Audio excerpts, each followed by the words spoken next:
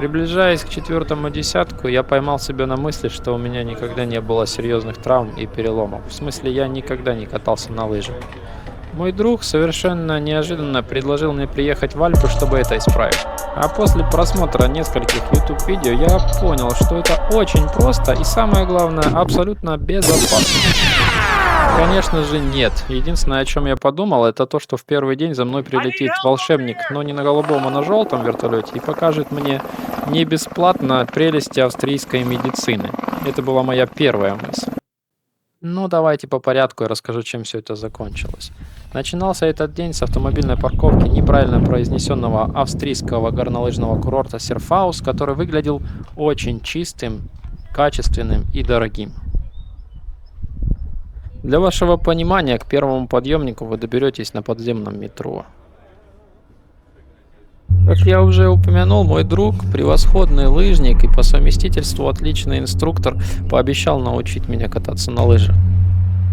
И чтобы разуверить меня в моих опасениях, он подтвердил, что у него еще не было несчастных случаев на производстве, по крайней мере до этого момента.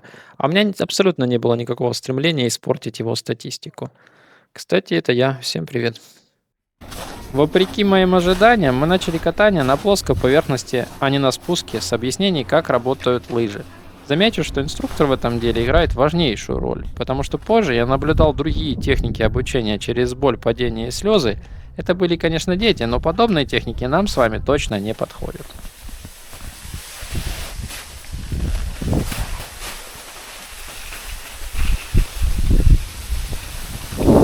А это уже мои первые спуски со склонов. Конечно, это не похоже на профессиональное катание, потому что единственное, о чем я думал, как не упасть. И почему для поворота налево нужно наклоняться направо. Это в корне нелогично, но это почему-то работает. Замечу, что нет необходимости кататься на всех спусках, а можно просто подняться в удобном подъемнике на вершину горы, насладиться кофе и бесценным видом. Виды действительно бесценны на окружающие вас вершины, а вот кофе достаточно ценный. Но замечу, что даже на вершине горы кофе не такой дорогой, как в той же Швейцарии.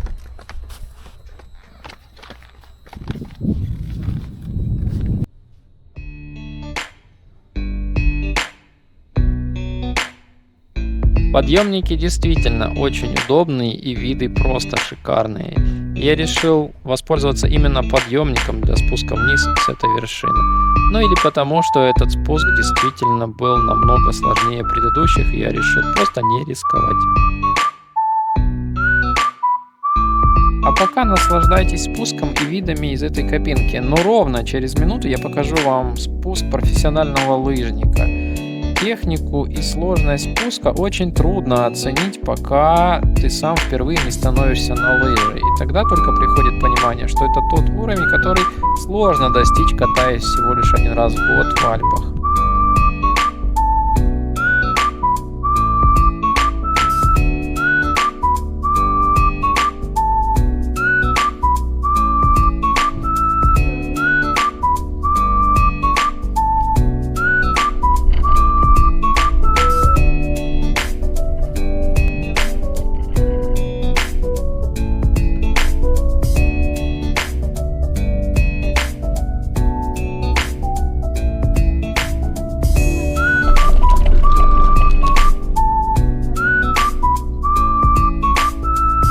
А теперь самое время сменить музыку на что-то более динамичное и приготовиться к просмотру.